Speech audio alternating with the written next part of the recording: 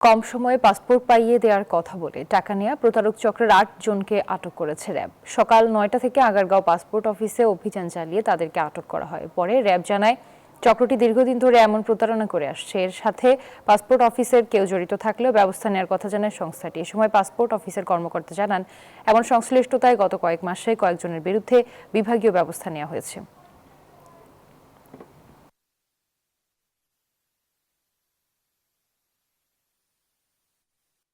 যদি কোনো কর্মকর্তা কর্মচারী কিংবা যে কেউ পাসপোর্ট অফিসে জড়িত থাকে তাদেরকে যেন আমরা আইনের আওতায় আনি। অভিযানটা আসলে সেই কেন্দ্রিক ছিল।